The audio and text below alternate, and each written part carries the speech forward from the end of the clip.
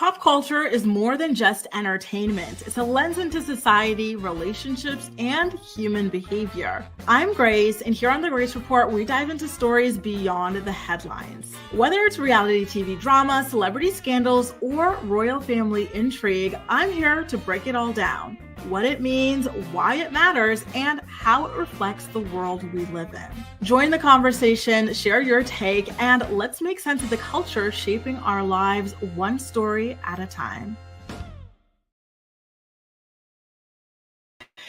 Good morning, sunshine. Welcome back to the morning report. I'm back. And look, let me stand up for this, okay? I got my French curl braids.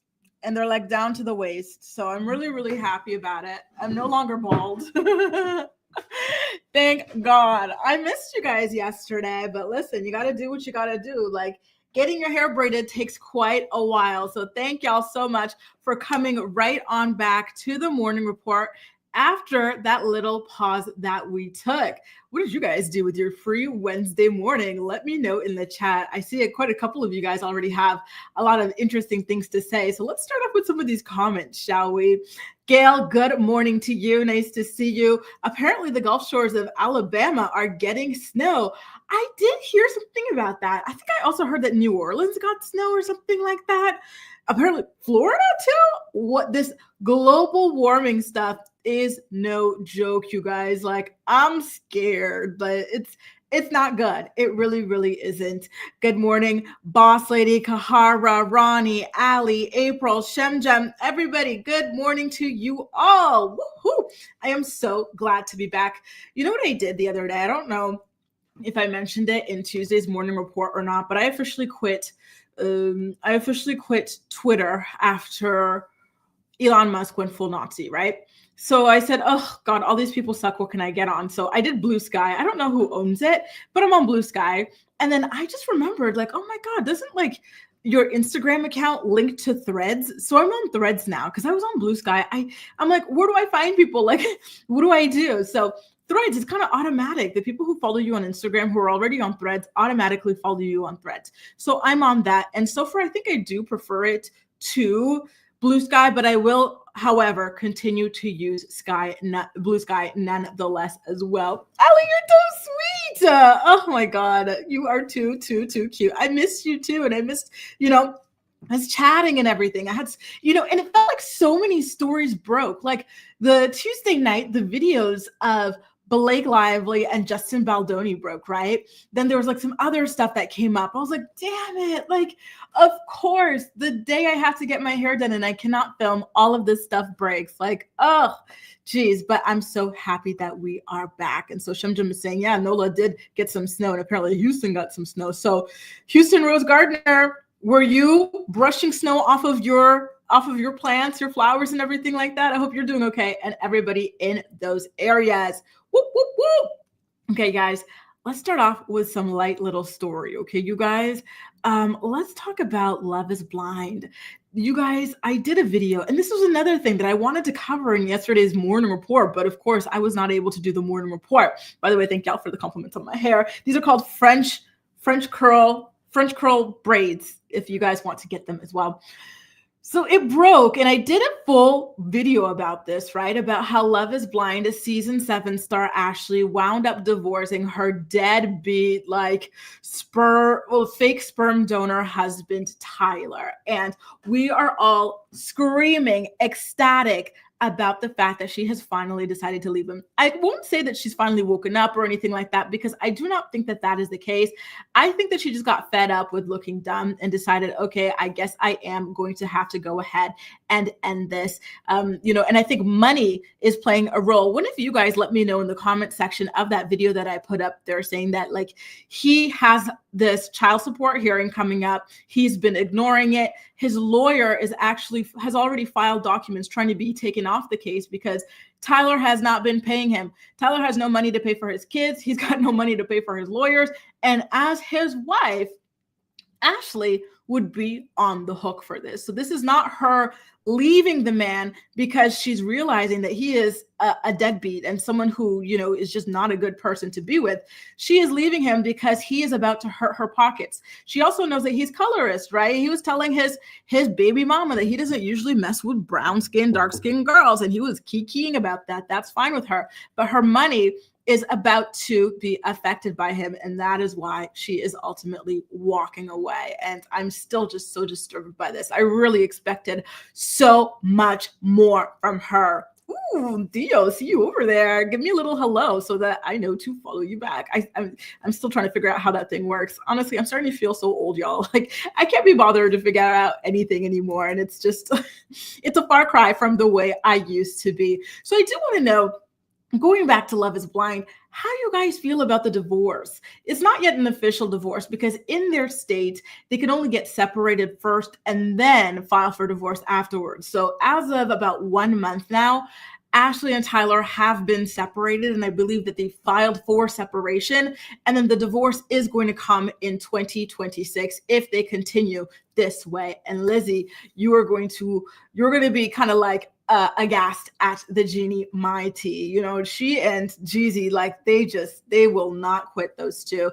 Apparently, just to tease it a little bit for you, Lizzie, and everybody else watching, but apparently Jeezy put out a box of Jeannie's clothes and said, here, come get your clothes. And he put mouse traps around that box. He is not messing around. He hates that woman. And I don't know why. I really, really am hoping for a tell-all one day to understand what actually happened between the two of them. Salut Montréal, regarde-toi. Ça, j'ai acheté à Ottawa, mais quand même, c'est le Canada. Donc, voilà, cheers to Canada. Boss Lady's also here, another Canadian in the building. Shout out to all my Canadians watching us, either live or in the playback. So, sorry, you guys, I feel like I'm bouncing around. Like, I'm just so excited to be back. I've got so much to talk about with you guys. Like, that's all I know so far when it comes to the separation, impending divorce between Tyler and Ashley. If you guys want more details on that, definitely feel free to check out the video I published yesterday. I think it's almost about 10 minutes long. So it gets pretty juicy on there. Okay, you guys. Shem says, I think that Ashley realized the relationship is never going to be profitable. Yes, and she wants a social media career. He is dead weight to her. So what do you think? Is she going to kind of creep back like, hey, how y'all doing? Buy this lipstick from Clinique. Influencer. Do we forgive her? Because to me, she already showed us who she is and what she's all about. And I don't like who she is and what she's all about just based off of her doubling down on Tyler. So I'm not sure that I really, really see her doing an influencer career. As beautiful as she is, I've always said she's absolutely gorgeous, truly gorgeous. I wouldn't to me, the beauty is also on the inside. So when I see that someone is ugly on the inside, I have a hard time, admiring their beauty anymore. So I'm there with her. And it's a far cry from where I started. Because when I first watched Love is Blind, I said, that girl is gorgeous. She's a Barbie. God help me, But now just seeing the inside of her, I don't think I would look to her as a beauty influencer.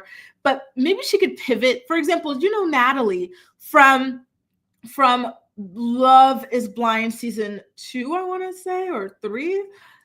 She does a lot of kind of financial content on social media. Nancy also does a lot of financial content. She was the one engaged to Bartise, and they're making a lot of money doing that. And I think you don't have to be as likable because it's just numbers, right? Maybe she could pivot to that, but I don't think she's in that line of work. So it's going to be difficult for her, in my opinion, to be peddling clothes and beauty to Love is Blind viewers, because we're not here for it. I don't think so at all, you guys. Boss Lady says it's not self-respect. It's about money. All of y'all seem to think that it's all about money with Ashley. So there you go. I don't think that her career is going to take off, unfortunately. But listen, we've got short memories. We are goldfish after all. So perhaps she will be able to, to turn it around eventually. There are worse people have been able to turn it around, right? Thanks, JJ. Shout out to you too, Jeannie. Whoop, whoop, whoop. And yes, he laid mouse traps, y'all. He did. Allegedly, right? All of this is just alleged. And Shemjam is saying that the world loves a redemption story. Dun, dun, dun, dun. So stay tuned. Will she be redeemed? Who knows? Madame says she said, F them kids. She sure did. And it's really, really harsh because those kids exist, right? I could never be attracted to a man who doesn't take care of his own kids. First of all, I'm not attracted to men who have kids. I like for my men to be child-free, right? But if you have kids and you don't take care of them, I wouldn't even be friends with you, man or woman. So that's just to me, don't what up. You guys, let's get into our next story. Allie and James. Did you guys hear about this? Well, we've covered them quite a few times here on the Morning Report. Like, they've had a very, very volatile relationship. James was accused of getting physical with her after the Kathy Hilton Christmas party. She subsequently moved out of their shared home. And now we are finding out that James is not going to be charged for that incident. Okay, so his attorney, Scott Lehman, put out a statement saying, and I quote, "I was just informed by the Burbank City Attorney's Office that no charges will be filed against James Kennedy. I want to thank them for conducting a thorough and professional review of the matter involving my client, James Kennedy. Their diligent investigation confirmed what we have maintained from the beginning. There was no grounds for any charges to be filed against Mr. Kennedy." Here's something that you always have to keep in mind when it comes to DV and suspected DV. It is very hard for charges to stick in these cases because victims and purported victims do not want to go through the legal system. And I find that to be very understandable on the side of the victims, right? Like, emotions are involved. Very, very serious, very deep emotions are involved in these relationships. Complicated emotions as well, right? And so they, like, even if you break up and you decide you want to go your separate way, you don't want to be with this person who treats you like garbage, you still have these feelings and you don't want all of this to be dragged out. You don't want all of these moments to be thrown back in your face. You don't want people to question what you went through. We saw this happen with Nikki Bella and her guy, Artem, right? Charges came and then she didn't want to cooperate. And what happened? The charges get dropped. And the thing that I hate most about this is that the guys use this, especially if they're famous, they use this as an opportunity to brag and be like, oh, well, see, I didn't do anything. Charges didn't stick. And they know as well as we know the real reason that charges don't stick. And that is because the victims do not want to deal with it. And so, yeah, that statement that his lawyer put out just, kind of disgusted me. I'm going to be honest with you guys. Okay, here we go. Allie put out her own statement on Instagram saying, and I quote, "Thank you all for your support and kindness. I'm happy that prosecutors decided not to file against James as I never desired criminal charges." So that already disproves what it is that James's lawyers are saying, right? They're saying the charges were dropped because it never happened, blah, blah. Allie is clearly saying that she didn't want criminal charges to be pressed, right? So she was not, in other words, she was not cooperating. And if the one witness is there, the star witness is not interested in continuing and being a witness, they're not going to proceed. This happened with Nikki Bella as well. We had an argument outside of his home related to him drinking again. However, I was not physically hurt. So there you go. Not physically hurt. She didn't say I was not physically assaulted. She said she was not physically hurt. Someone can get physical with you and potentially it might not hurt. Maybe that person's a weak ass B, or maybe you're just strong as hell. Right? So I think she's being very tricky in her wording. Again, when she says she didn't want the charges to be filed, she wasn't physically hurt rather than physically assaulted. I was shocked by the headlines and disheartened by how the event was portrayed. We are no longer together, but I'll always support James and wish him the best with his sobriety and healing. Thank you for your understanding. Now, I'm seeing a lot of you guys saying that you feel for Allie. You hope she stays away from him. James is trash. It is very understandable, but notifying police is important. Yep, on the record, I agree. You do have to leave a paper trail at the very least, and James certainly has one on him. Very volatile and energy indeed, you guys, okay? Like, he's scary to me. And one of the scariest things about men like James, right, who clearly hate women, but feel like they have to be with women for society purposes, right, is that he's going to find another girlfriend like this, right? And we watched it. I keep mentioning this in my morning reports, right? So shout out to you guys if you've been watching over the past few weeks. But I am doing a rewatch of Vanderpump Rules. I'm midway through season 5 right now. And from the moment you see James, he always has a girl. He had Kristen, then he cheated on Kristen with several different girls, right? So he never ever takes a break. Then he gets with Rachel, and then he cheats on Rachel with a bunch of different girls. And then we already know that he's going to end up with Allie next. Like, it's just always one girl after the other. The rumors are out there. Everything, the rumors, the nastiness are out there. And the girls keep on lining up and they all meet the same fate. Rachel said he was violent and volatile, right? Kristen said the same thing. Other women have said the same thing. Allie's protecting him, but the people around her are saying it, and that is why he was even facing criminal charges in the first place. And yet he will still have no problem finding another victim, and that makes me really, really sad. Thank you so much, Trenton. It's nice to see you. I've never seen you here. Oh, nice. I'm so happy. I love when y'all come out of lurking mode. Come on in, talk with us in the chat. We do not bite. We are a good time. James is awful. I'm not sure if I feel bad for Allie, because like when she was ready to put up with DV for publicity for her flat music career, I remember in Hollywood, all publicity is good publicity. And you know what, Boss Lady, it is a controversial opinion, but that's something that makes me really, really sad. And I think it kind of is in line with what I was saying there, which is that these guys, they're known publicly as ABUSERS, yet for some reason, there's always another woman looking to line up and be the next victim. And that scares me. You know, for example, if you saw my thumbnail for today's episode of The Morning Report, we have Chris Brown, right? And that's another person where all of his stuff has been very, very heavily publicized. But another person who has never had any trouble finding the next victim. And I can't understand it. I really wish that ladies would stay away from these people. These people are vampires. They need you. Like Jax is another one, total vampire. He treats women like garbage, doesn't respect, doesn't like women. Yet he will always have one coming out of the woodwork, you know, to be with him. And I just don't get it. These men would not survive. They would crumble if women stopped paying them attention. And that's what I want to see. And yes, Shem Jam, lurking mode. Isn't it? I love it. Here's my thing. Sometimes I'm the same way. Sometimes I just can't be bothered, you know, or maybe I'm washing dishes, so I can't be writing or whatever. But I want to see the peeps come out. Now, before we get into the big stuff, right? So the big stuff that we're going to be discussing today are the Jeannie Mai story. We're also going to be talking about Blake Lively and Ryan Baldoni. When that video dropped, I was like, oh my God, this is breaking news. I'm so sad I'm not going to be able to do the morning report. Like, should I just do a standalone video? I said no. My morning report crew has been rocking with me from day one. I want to discuss this with them. I want to see their reactions, their comments in real time. So we're going to wait and talk about it on Thursday. So that definitely is going to be a big one for us. I really, really want to know what you guys have to say about everything. Then we're also going to talk about Diddy. Diddy is actually suing one of the grand jury witnesses who testified against him, y'all. Major news. And then lastly, we're going to talk about Fist Brown. Fist Brown is also suing, but he is suing a major network, none other than Warner Brothers, for $500 million. $500 million, y'all.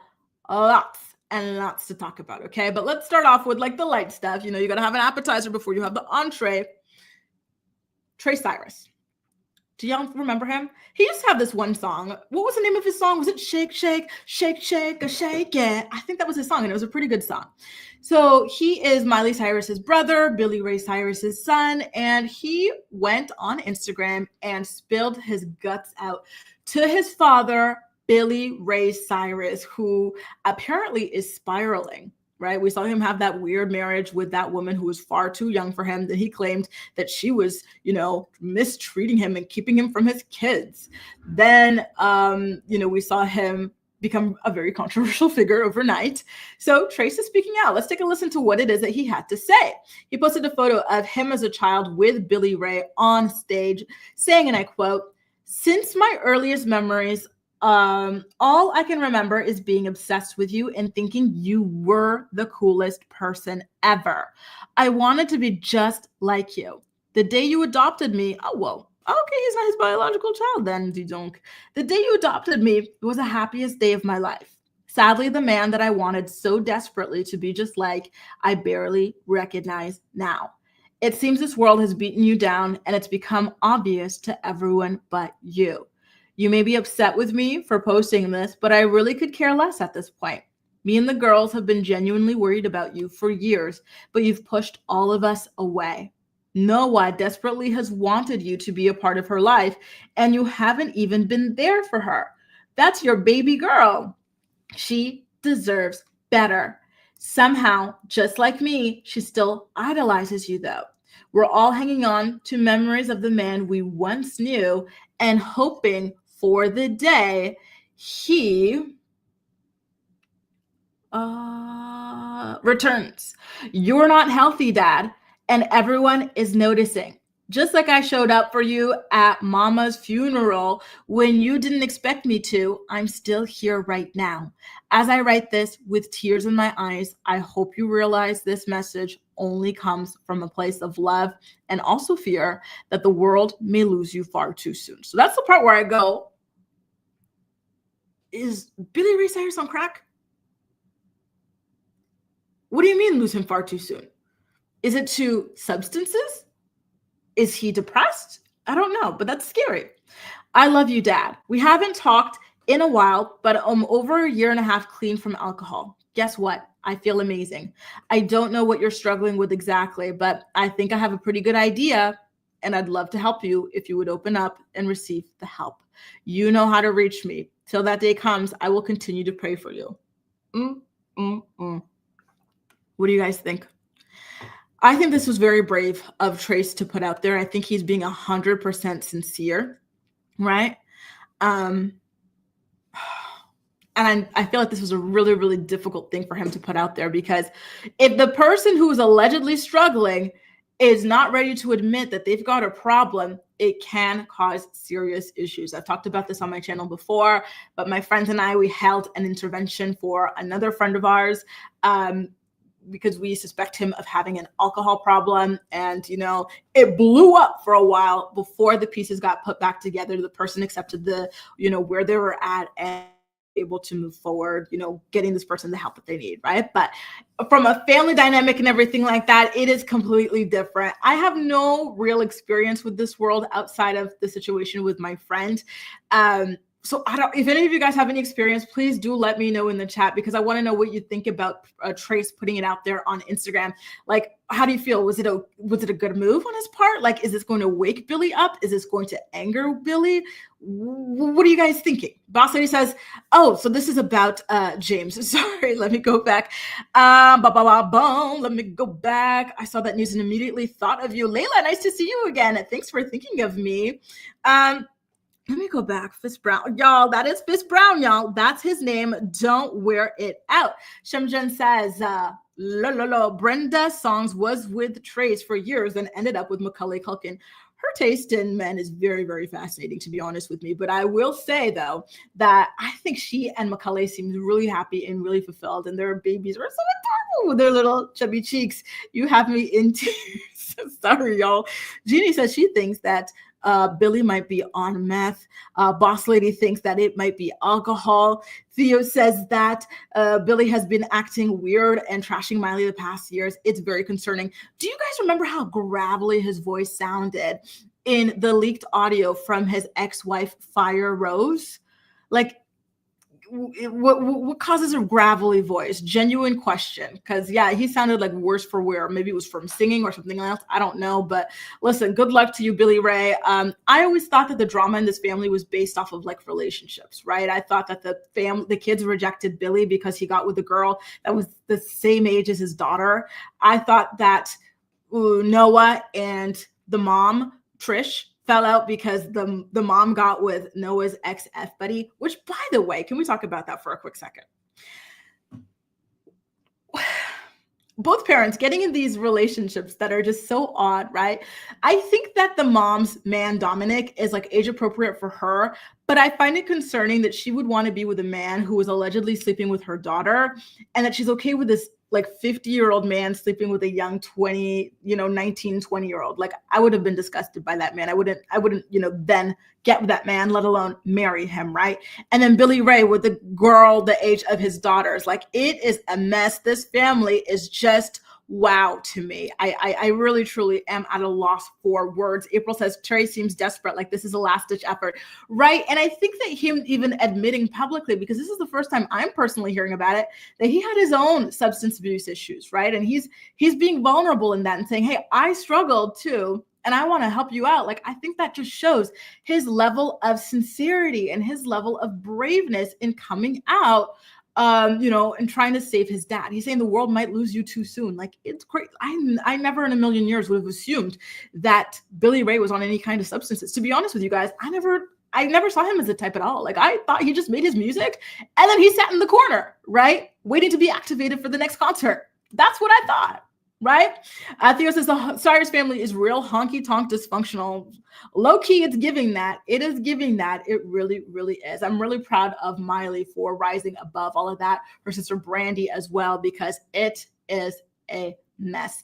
Can I just say, by the way, I know her sister Noah, whatever she's got going on is a little off-putting, right?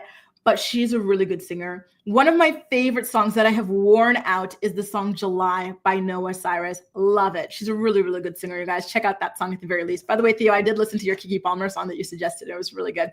Boss Lady says, I had to do an intervention for a friend. See, there you go. Like, sometimes you have to do it, right? And it can be hard. It can be hard. Oh my gosh, I'm so sorry for what you went through, Boss Lady. It's hard. It's hard. It really, really is. Sometimes you don't know if you should do it or you shouldn't. Thank you. It's awesome. Some beaches. Yes, I did see. Well, I saw pictures, right? Because I didn't watch that. I'm actively trying to block American politics from my social media feeds because every time I see a story coming out of you guys' country, I'm like, oh my God, I'm so tired. I'm so tired. I just want to see gardening. I want to see fashion. I want to see beauty. I want to see celebrity news. I don't want to see things that depress me, y'all. I don't know how y'all do it. I don't know how y'all do it. Now, if you're just joining me, you guys, welcome to the Morning Report. We go live every single weekday morning at 10 a.m. to talk about the day's hottest stories, okay? And if you're enjoying the stream so far, please make sure to go ahead and give it a thumbs up so YouTube knows you enjoy my content and you want to see more on your feed. So let's get into the Jeannie Mai story, y'all. And by the way, Layla, is this the story you were thinking of me about? Because Jeannie Mai, the mousetraps, Jeezy, insane, truly. Like, how do you even think to do this? Let me go and put up a photo of the lovely couple, y'all, because you are not going to believe this story. It's just, how did they end up here?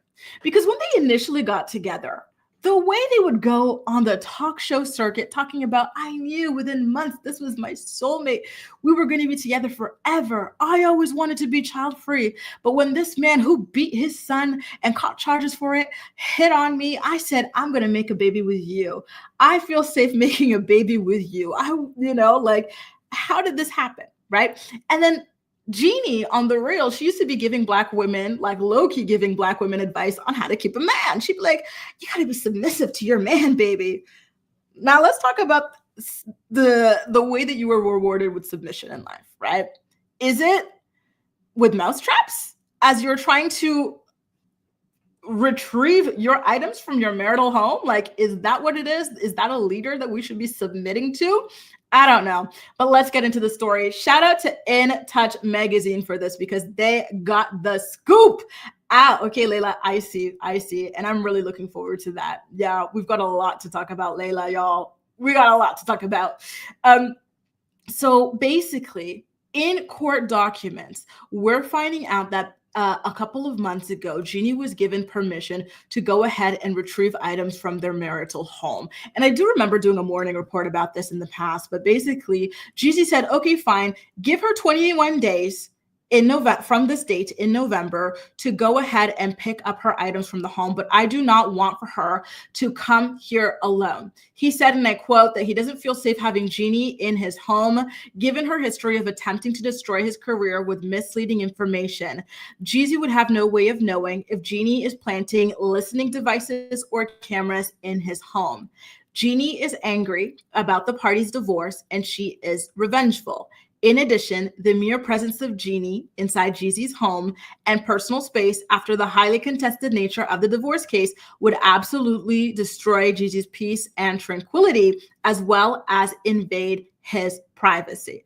So one thing that I find really, really weird about all of this is that She was granted 21 days in November to go and retrieve her items, but she literally just went there to do that here in January, towards the end of January. So, what happened there with all of this time? Was it the Christmas holidays or what?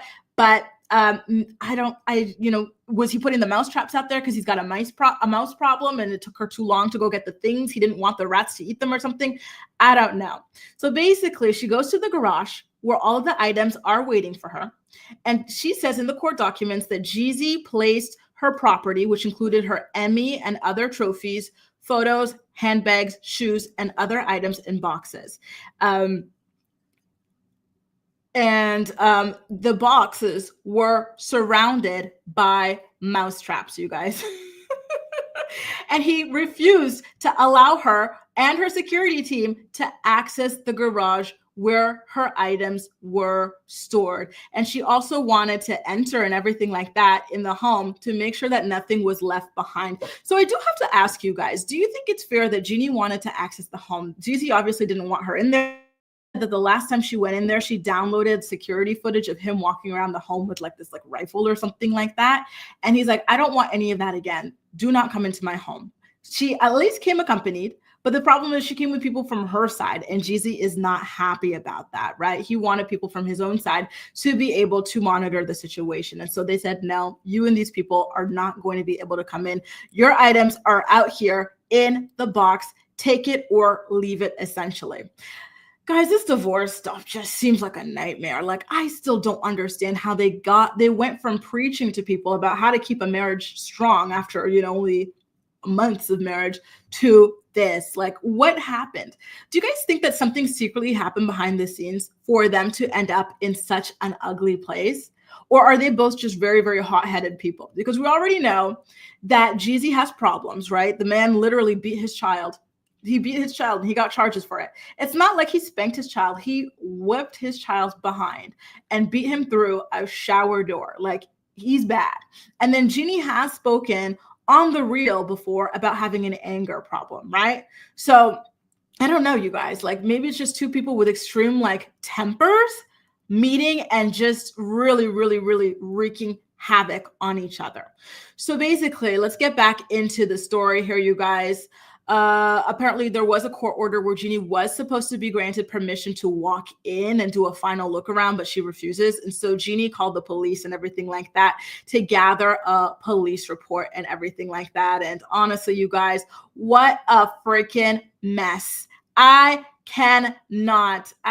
Boss Lady says, I can't stop laughing. This divorce between Jeannie and Jeezy turns out to be a Netflix series because we're still in the group chat and we don't know why.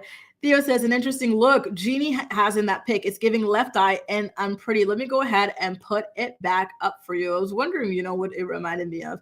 I don't know what they were dressing up for. Do y'all remember what red carpet this was? Because they both seem to be in some kind of theme attire. I don't know why, but his outfit is kind of low-key giving me Bollywood. And then her outfit is kind of giving figure skater. So I'm not sure where exactly it was that they were headed. The rest of the article says, and I quote, when the police officer informed the house manager that a court order was in fact being violated, the house manager then had to shift gears and create a new barrier to entry. Next, the house manager, at the direction of Jeezy, refused to allow anyone on behalf of Jeannie to enter the home unless they signed an NDA. To note, there is nothing in the court order that states any language regarding a non-disclosure agreement. Jeannie said when she was allowed in the garage, she saw her boxes had been damaged. Jeezy's lawyer praised the rapper in court for the condition in which he maintained her belongings, but that was not true. She says that her items were of immeasurable personal value and left in disarray. Quote, the boxes were wet, with water having soaked through the boxes, damaging personal items. There were mouse traps set in the garage, presumably for mice, which had eaten through some of the boxes. Many of Jeezy's awards were broken and scratched. Well, this is what I said in my initial report on this. I said, Jeannie, you've got Emmy Awards, and they weren't the first things you brought with you when you left that house. How do you leave Emmy Awards with your ex for almost a year? That would have been the first thing I took. Screw the clothes, right? You're a public figure. People send you free clothes all the time. Clothes go out of style. You wear them once, you can't even wear them again when you're this famous. Take your priceless artifacts, your hard-earned Emmy Award. I think that was the weirdest thing, right, of it all. And again, She was given 21 days back in November to go and fetch these items, but she did not abide by that. Here she is 2 months later, now complaining that the items are not in pristine condition. Is she being a Karen, or was she right to call the police about the fact that she was not able to go into the home? Listen, if it's in the court order that you're allowed to walk through the home and make sure the last of your items are still there, like nothing remained, like I do think that she was well within reason to go ahead and call them and see if they can negotiate for her to be able to head in there. So listen, at this point, we're gonna have to wait and see what happens next. Like, I do think that she is going to motion or move to perhaps have Jeezy held in contempt of court for violating the court order, which of course we are going to hear about when that eventually comes on. Okay, let's see some more of your comments, you guys. By the way, if you're enjoying this stream, please do make sure to go ahead and give it a thumbs up. Caroline says she needs to accept and move on. He has issues and she knows it. She is messy. Jeezy is an actual ABUSER. Yup. That's what I think. They're both explosive, right? It really feels like they came down that way. This is why you always see those couples where someone has like a hardcore temper and the other person's like more chill, because the explosive people know that they cannot get with other explosive people. It just ends in fireworks like this. They need people who try to, mellow them out, even though I hate that for my even-keeled people. Has that ever happened to you? Can I ask y'all, be honest. Be honest. If everybody here tells me that you are so easygoing, you are so chill, you never this, you never that, then I'm going to log off immediately. Are you more on the chill side, or are you like an explosive temper? I'll tell y'all, I'm more on the chill side, like dangerously chill side. And I have been in a relationship with one person who had an explosive temper, and I noped out of there. I said, absolutely not. Like, life is chill. Life is like, why are you so hostile all the time? Like, I don't understand how people are like that. Ugh. Anyway, Zendile, are you South African? Because this is giving the South African your name, Zendile. I love it. Jeannie thought he'd act differently because she's not Black. She got the same Black man all his exes got. Jeezy's always been hell on wheels. And I do think that that's what happened. For those of you who were like not really paying attention to their relationship, because they're not like major celebrities or anything like that, but there were a lot of really, really good informative videos made here on YouTube by Black content creators about like the dog whistles that the two of them were throwing out against Black women when they got together, particularly Jeannie, because she did have the talk show platform. Like, so now watching all of that back in hindsight, when she's talking about like, if you want to keep a man, you got to be submissive. Like, girl, bye. It is 2024, right? 2025 now. But like what she was saying, it was still modern times. Like, we got to stop with this women need to be submissive nonsense. Come on, y'all. Okay. Come on. Right. And see, Ali, it's giving theme, right? It's a theme. They were on some kind of theme. Anyway, you guys, we're going to get into the Blake Lively, Justin Baldoni. We got to get into that because that is a big, big story. So shout out to you once again, Layla, for thinking of me when that video dropped, because I was rubbing my hands Birdman style. I said, oh yeah, we're gonna talk about this. I have been flipping and flopping when it comes to who I side with in Blake v. Baldoni. And now my allegiance has kind of shifted. But listen, I'm a free agent. If more evidence comes out, I could flip again, right? I'm team nobody. I'm team evidence. But stay tuned for that. So Summer Bree says, I was that, and lo and behold, my ex-husband went to Nepal and married. Oh, so she was chill. And her husband said, all right, Miss Chill, let me go marry a new woman in Nepal. Then he had the audacity to ask me to live as a polygamist. Ooh, Lord, lesson learned indeed. I am sorry, Summer Breeze. I hope you managed to replace him with a new husband, a better looking husband, a richer husband, more endowed husband.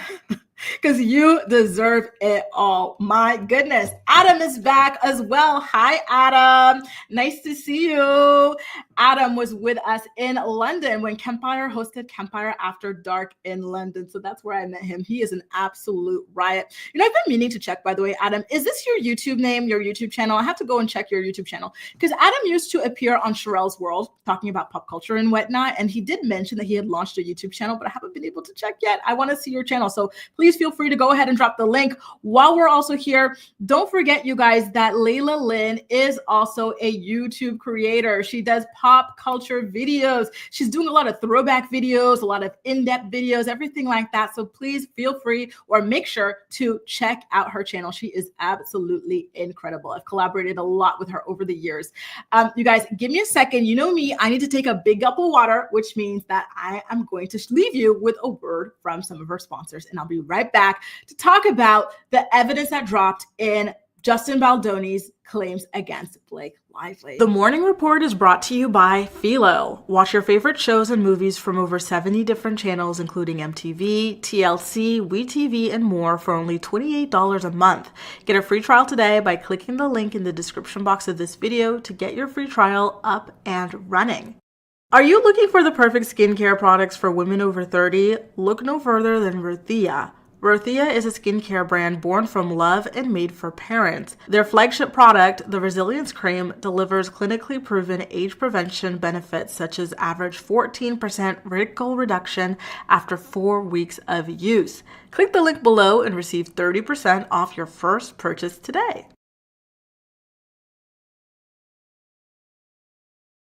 All right, y'all, we're back. Not only did I take a big gulp, shout out to Big Gulp Christy, I full-blown refilled my cup. So I am ready for the next half of this because we've got an awful lot to discuss when it comes to Justin and Blake. Don't forget, we're also going to talk about Fist Brown suing and P. Diddy suing a star witness from the grand jury. So back to you, Zendili. Zendili does confirm that she is South African. Zulu, love that. My name means more because of number 6 or 7. My dad was like, damn, more girls.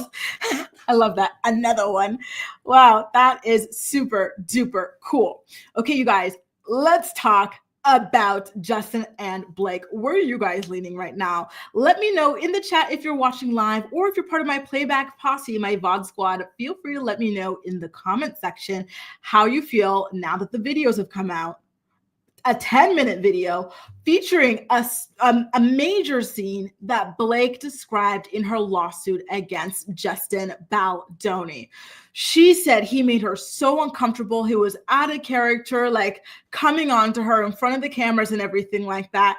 And they dropped the video.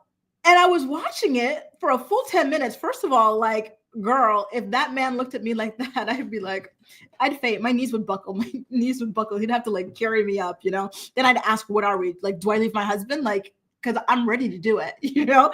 So I didn't see anything. Yes, and I love my cousins too, Adam. I just did not see anything in there that warranted a full-blown lawsuit. I did not see anything in there that warranted Justin Baldoni being accused of being inappropriate. But remember, you guys, remember, this is just one piece of evidence. And this is a piece of evidence coming from Justin Baldoni's camp. Blake and her team, of course, will release their own evidence. But in just speaking about this, I did not see anything. One of the most egregious things to me is the fact that Blake's team says, well, see, I'm so happy that he put out that video. Like, it shows. Don't you see her being like harassed? No, I don't. Like, they're filming a scene. They're supposed to be like lovers in the movie. They're slating like a romantic moment of them falling in love. Like, of course he's going to be kissing you. Of course he's going to be caressing you. Of course you're going to be close. Like, am I missing something? Like, what did she think was going to happen? What did she think was going to happen? I don't get it. And then when I talk about the thing that's the most shocking to me of what they're saying is Blake didn't know that they were going to be doing all of that. Like, his lips were on hers, this and that. She had no idea. And then when you watch that damn video, what does it say? You see Justin Baldoni right in Blake's face, right in her ear, telling the rest of the team, because he's the director, right? We're going to do like, you know, our lips are right next to each other. So she knew when she was filming that scene, despite what her lawyers are saying, she knew that it was a scene where they were going to be like really playing things up, the romantic, the falling in love. And Blake herself, who was, you know, backseat driving this scene, right? Acting like she was a director. She was like, oh, we're going to like do some teasing. Yeah. Like, you know, this is what they want, but let's not give it to them. Like, you know, let's just, you know, stay out. Like, obviously they're not just going to be making out. They want, so she knew. She helped direct that scene. So how do you do all of that? Have it show on video then turn around and try to gaslight us and say, no, it's not what it looks like. She had no idea they were filming a romantic scene. I feel like I'm lost. And it's funny, I watched the TMZ because I saw this drop on TMZ.com. And so I watched their take on it. And Harvey is kind of the same as me. Like, he's also kind of like speechless. Like, what's happening? Like, what are we suing over? Like, what part of that was creepy? Right. And like in acting, we always hear about this, not even just in romantic acting. There are moments where they improvise, right? Sometimes if you forget your lines or if you mess up your line, like you just and that scene is going so well or whatever, or the chemistry, something was going so well, you keep going, you feel it, you keep going. So that's what they were both doing. She improvised, he improvised. Where's the problem? Where's the problem? Brittany says, leaning towards Justin due to the most recent evidence, but I truly wanted to believe and support Blake. I don't know. I still need to see more. No lie. I kept telling my man, if Justin come to Montreal, don't let me near him. He is my kryptonite. Don't let me near him unless you want to join. This says, if anything, Blake seems more flirtatious while shooting that scene. And can you blame her? That man is stunning. He's beautiful. He is gorgeous. He is a work of art. Like, Blake, if you were in love with him, just say that. Nobody would blame you, right? He's a beautiful man. Lauren says, I feel like they're all gaslighting us, right? Like, it's just so much coming out. But so far, based off of the latest thing that I saw, I'm Team Justin on this, y'all. I don't see him acting inappropriately. I see him directing a scene. He's telling people.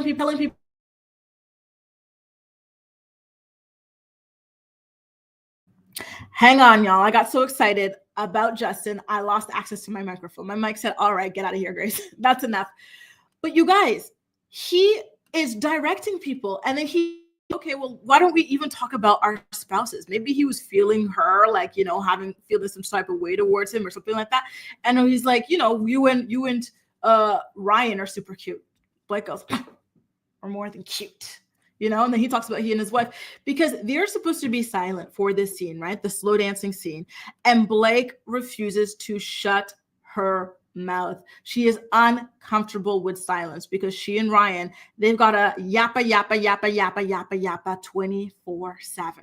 And Justin and his wife, they're not the same way. They are comfortable in silence. And can I just say, being messy here, I feel like there's something interesting about the fact that Blake and Ryan are not comfortable in silence with one another. I don't know, y'all. I don't know. I think that something is a little bit telling about the nature of their relationship. But listen, I digress. The thing that irritated me the most, the only thing that I saw here that was very inappropriate, was the fact that Blake kept on trying to control and direct this scene. She was not the director. That is not what she was hired for. She was hired to be an actress, to say the lines that she was given. And yet she controlled this entire scene. So I do think so far, Justin has been very truthful versus Blake. He said she was a control freak. She wanted to control the movie. She was difficult to work with. And that's exactly what I saw here. And I saw him be really patient and kind towards her in that regard. Like, if it were me, I would have been rude. I would have been rude. You know what I mean? Because it's not fair to come and take over and tell somebody how to do their job, right? So I think he was very patient. I will say, though, that like the nose comment that she made, like when it was written in the lawsuit and everything, like it sounded really mean, but here it sounded kind of like playful banter, to be honest with you guys. So I do think that he exaggerated that.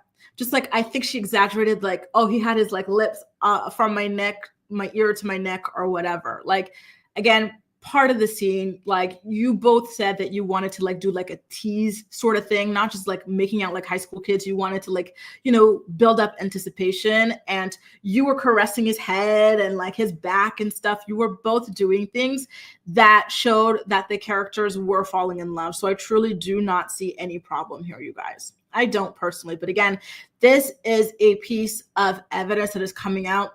There are going to be more pieces of evidence, so definitely do stay tuned for that.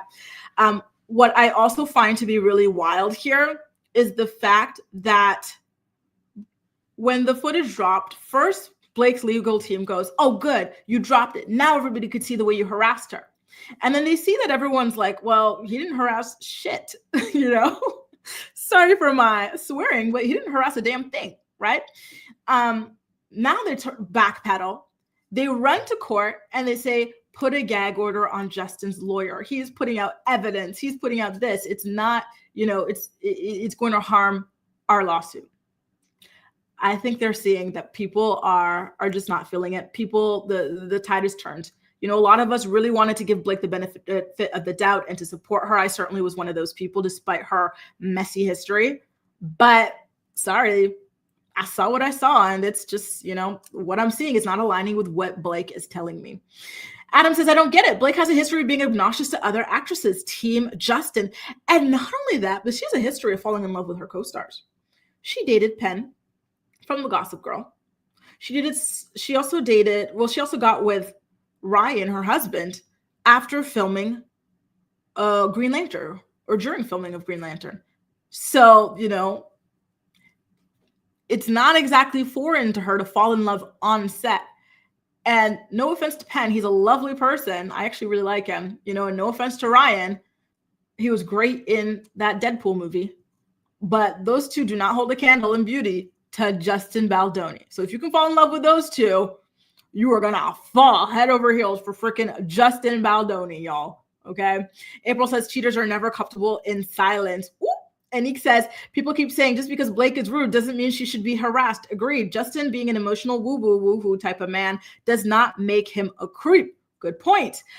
No, in the suit, his side wrote that to demonstrate it was not that deep. Oh, okay, because I thought he was acting like it was the end of the world. She knew I was insecure from my podcast, like that sort of thing, right? Like I was like, listen, it seemed like they had rather friendly banter, you know? Even the thing about, oh, you smell good. Blake made it sound creepy.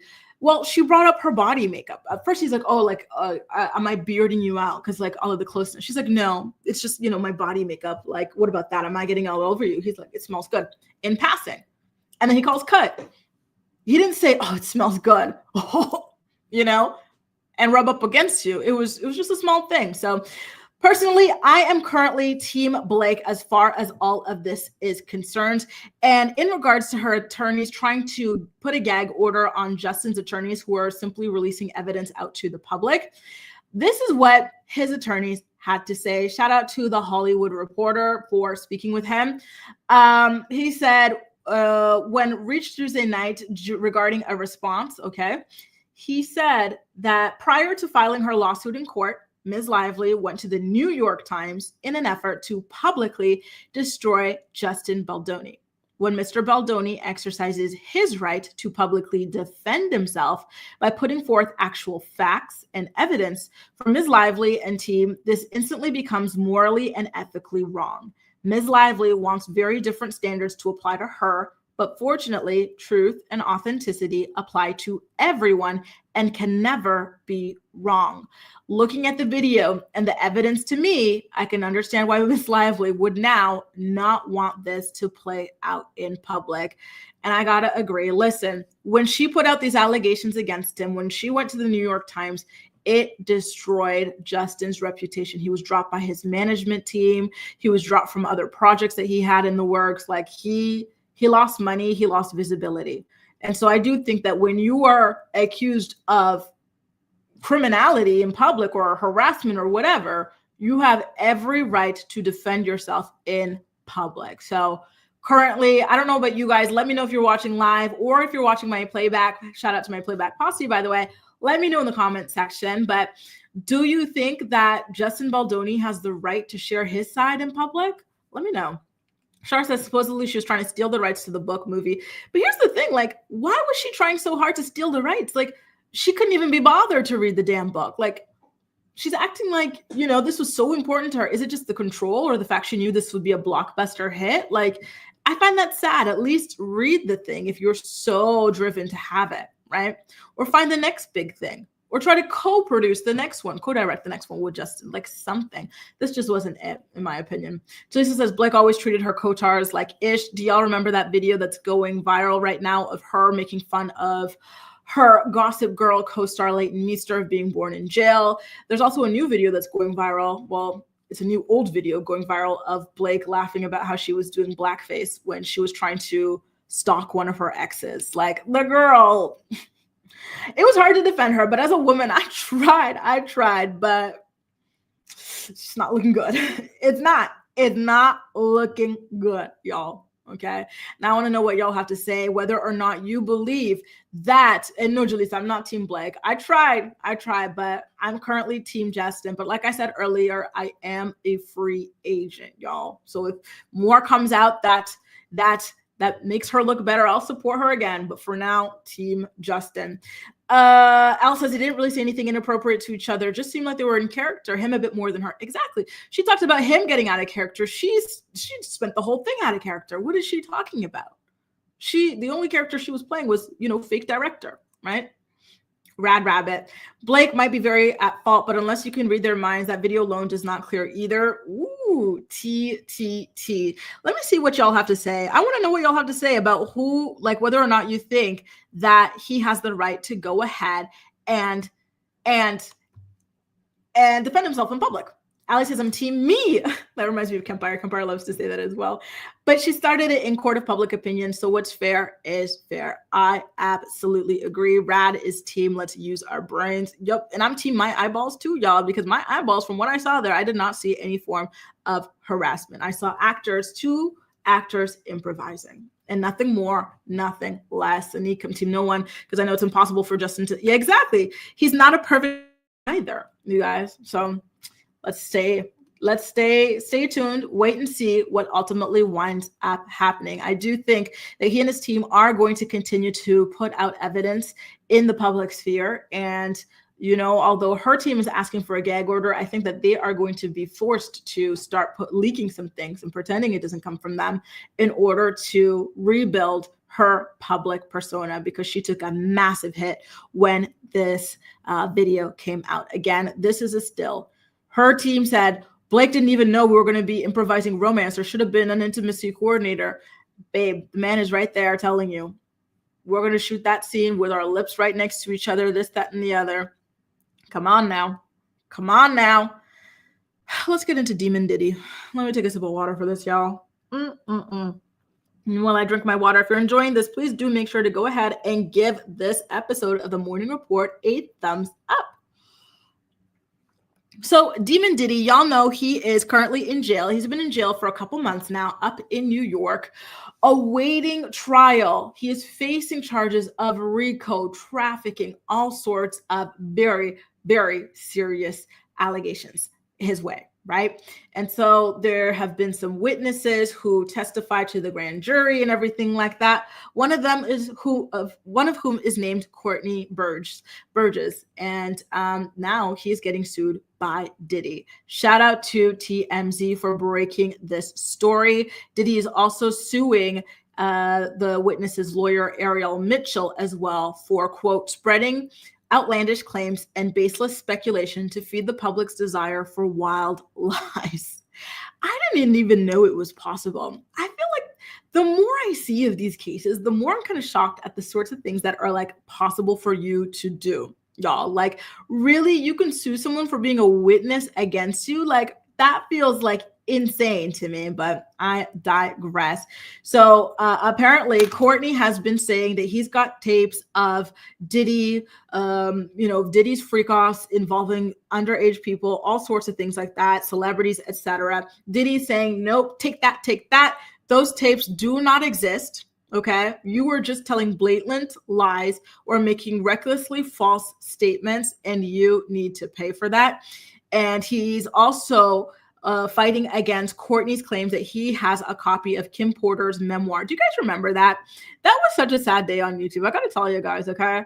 There was this person, and it wasn't this guy in particular. There was someone else, but this was one of the people saying, oh, like, one of Diddy's baby mamas, Kim Porter, before she passed away, she wrote a memoir. I've got access to it, blah, blah, blah.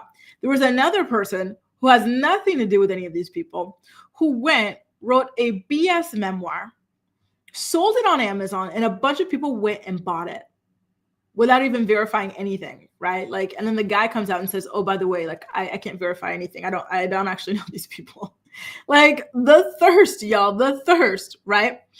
So this is another person who had made rumors about there being a memoir. Diddy saying none of this exists. You and your lawyer, you're just out here spreading lies and trying to get some money out of me. So he is ultimately looking for $50 million, you guys. Okay. His children have also filed a cease and desist against this guy, stopping him from continuing to talk about having access to some sort of memoir from their mother, block the potential release of it, etc. So the guy who is currently being sued, Courtney Burgess, and his lawyer have released a statement to TMZ saying, and I quote, "This is just a pathetic ploy to silence victims and people who stand up for victims.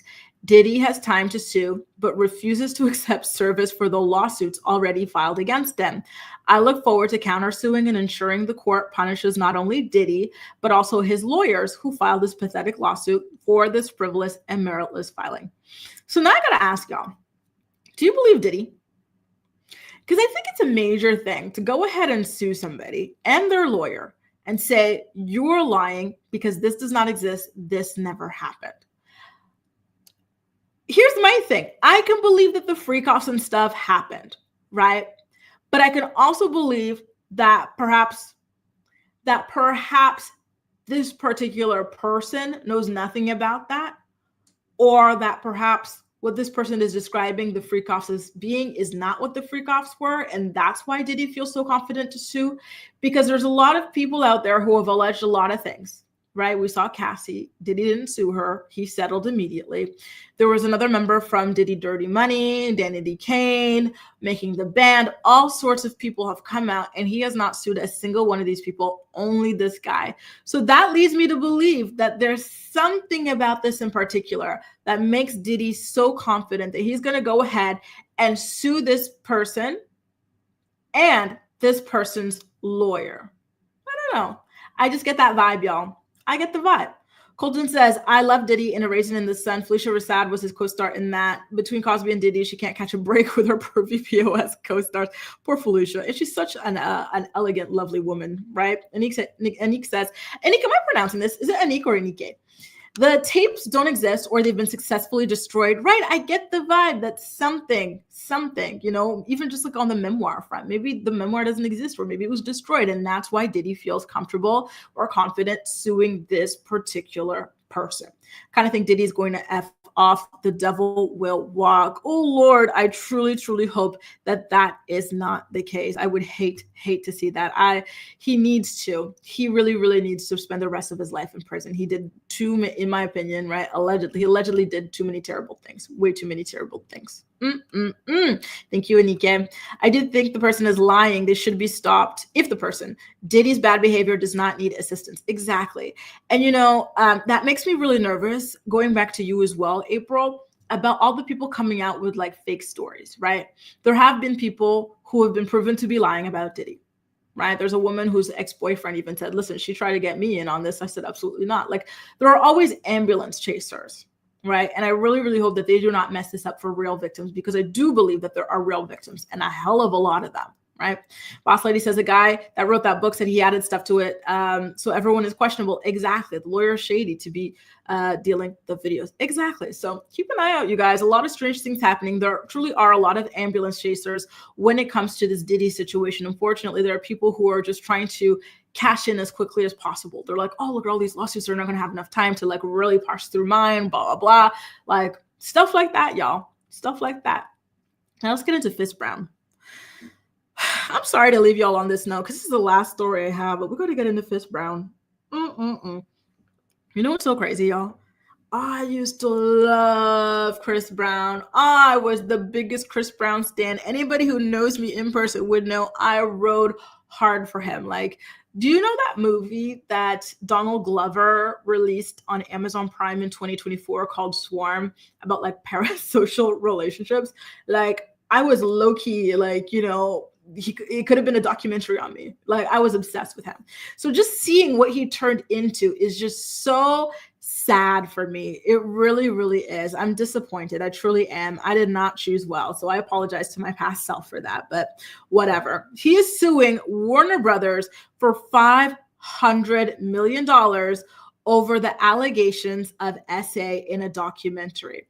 So a couple of months ago, Warner Brothers produced a documentary about Chris Brown, and then they had a bunch of people come out here and accuse him of various things, including SA. And Chris Brown is just not happy about it. So one of the people featured in the doc was a Jane Doe who sued him for allegedly rugging and assaulting her at a party in 2020 on Diddy's yacht. And then we already know in 2009, Chris Brown, he viciously beat his then girlfriend, Rihanna. So he's got a very, very bad history, right, with women. We already know what he did with Karrueche Tran. She got a restraining order against him. He threw a chair out the window in busy New York after a Good Morning America segment where they tried to hold him accountable for his actions against Rihanna. Like, the guy he's not okay. You know, he's not safe. Like, there are a lot of just very, very, like, you know, bad things that come with him. And so, of course, they would ultimately put all these people together, come up with a documentary about it. And Chris Brown is just not happy about it. So he filed that lawsuit in LA, and he accuses Discovery and production company Ample Entertainment of, quote, promoting and publishing false information in their pursuit of likes, clicks, downloads, and dollars to the detriment of Chris Brown, despite knowing it was full of lies and deception and violating basic journalistic principles. Listen, they talked about you being violent with Rihanna. We know you were. You faced the charges, didn't you? Weren't you, like, convicted of this? We know you did that stuff with Karrueche. Like, she got the restraining order against you. What? They're just talking about it. Like, I don't get it. I don't get where they lied. By the way, did you guys watch that documentary? Because if you want to, I do have one of my sponsors for the morning report, Philo.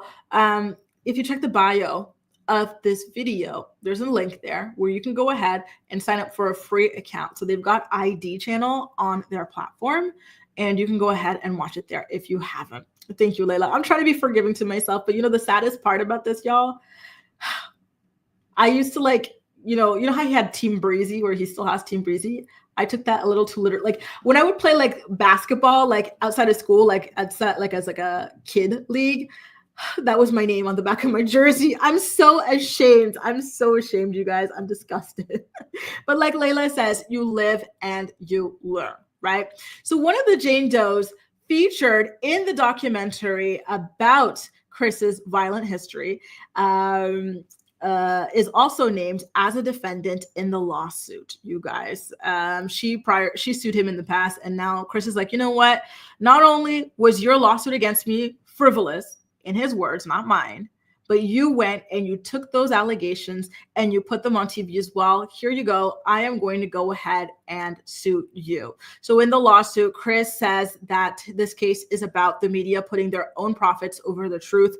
They did so after being provided proof that their information was false, and their storytelling, Jane Doe, had not only been discredited over and over, but was in fact a perpetrator of intimate partner violence and an aggressor herself. Mr. Brown has never been found guilty of any X-related crime, but let's talk about the violence-related crime, right? But this documentary states in every available fashion that he is a serial rapist and actual abuser.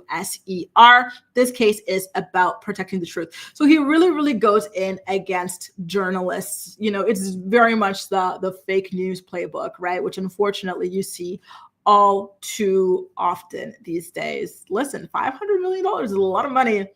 Do you guys think that Chris Brown is going to win this lawsuit? Do you think that Warner Brothers is going to settle with him? How do you think that this is ultimately going to play out? I personally would like to see this.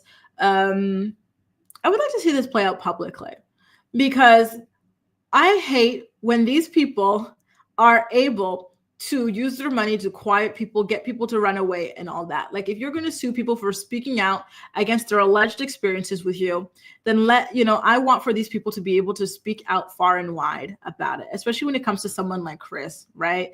And it's just like Anike says, he's still acting like this is all just because of what he did to Rihanna. No, he has done this over several years. This documentary doesn't change anybody's opinions on him. I'm pretty sure anybody who's followed him and knows who he is has the same opinion of him based off of what we've already seen, y'all.